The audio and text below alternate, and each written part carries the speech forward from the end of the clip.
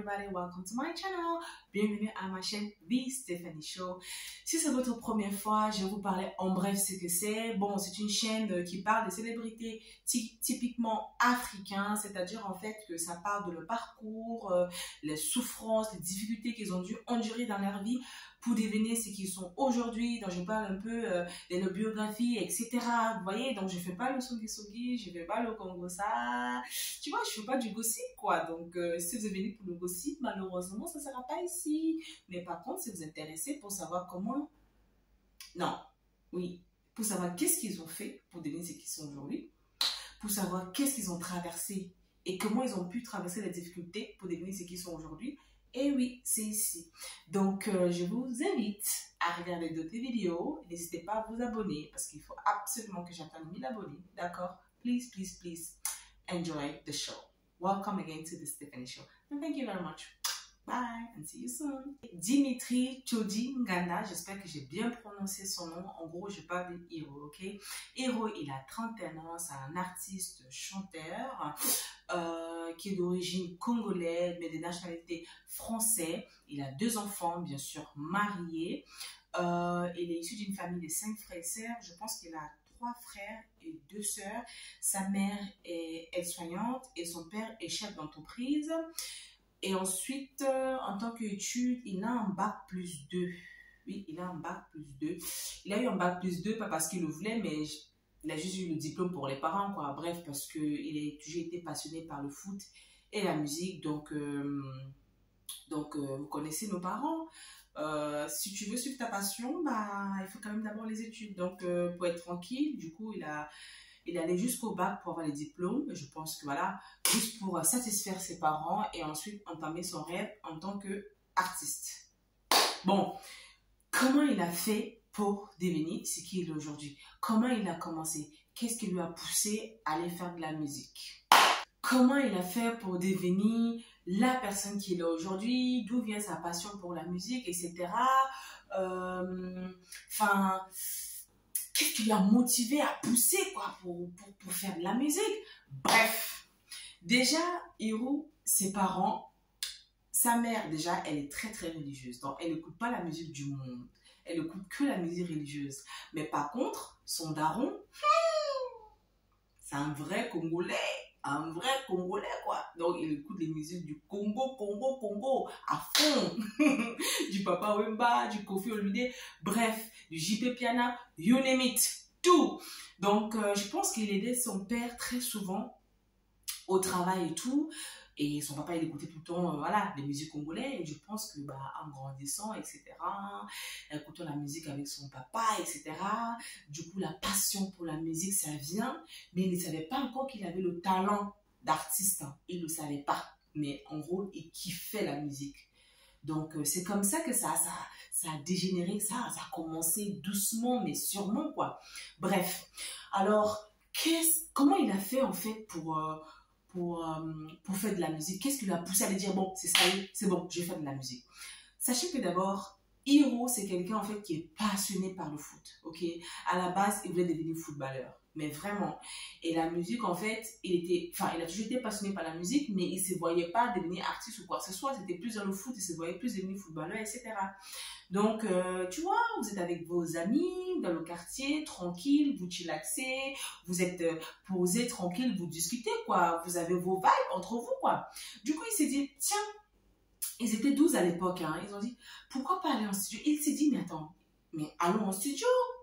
Essayons de voir ce qu'on peut faire. Je sais pas moi, allons faire ce qu'on peut faire là-bas au studio. Ils ont dit, ah bon, oui, allons, je sais pas moi, faisons du rap, je ne sais pas, je sais pas, bref, allons au studio quoi.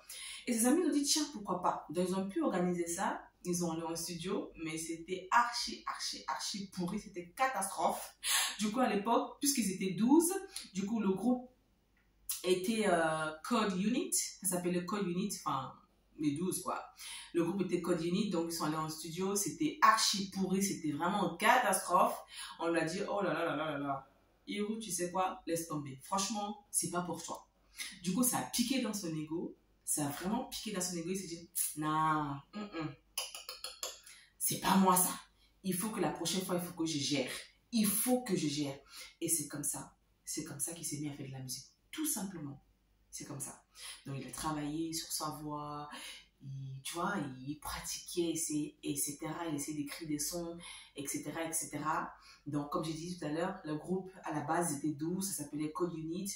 Et au fil du temps, ensuite de suite, ça diminuait. Le groupe diminuait, ça diminuait, ça diminuait. Ensuite, ils étaient 4. Non, pas 4, ils étaient 5. Mais ils ont appelé le groupe Banassé 4. Je suis sûre que vous connaissez Banassé 4. Si vous ne connaissez pas Banassé 4, tapez Banassé 4, écoutez le son, vous allez kiffer. Parce qu'à l'époque, Banassé 4, franchement, c'était partout. Bref, il ne faut pas que j'avance trop vite. Du coup, au fur et à mesure du temps, le groupe diminue, ils deviennent 5 personnes, mais je ne sais pas pourquoi ils ont décidé d'appeler le groupe Banassé 4, j'en sais rien. Et il crée des sons, il fait des chansons, il fait des hits.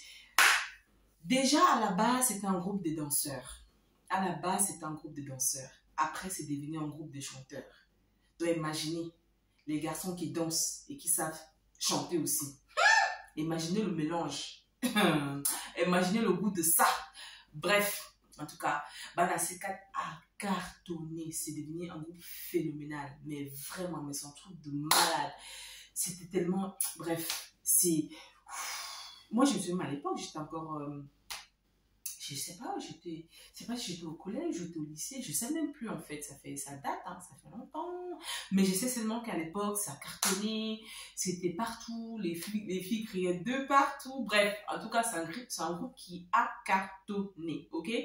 Donc, c'est comme ça qu'il a commencé à faire de la musique, c'est comme ça qu'il est devenu, voilà, star, etc.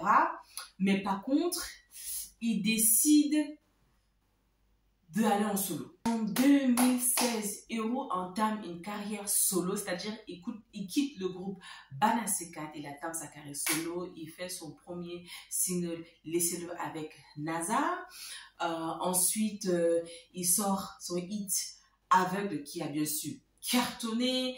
Il fait une collaboration avec Tidima, la chanteuse nigérienne. Il fait une collaboration avec Davido, Toufan, Kofi, Daphne, Youssoufa, K-Black, Kobalade. Bref, en gros, il a cartonné parce qu'il est venu un peu avec un style un peu différent. Il est venu avec du R&B, avec une voix très douce, avec des chansons, tu sais, romantiques, etc.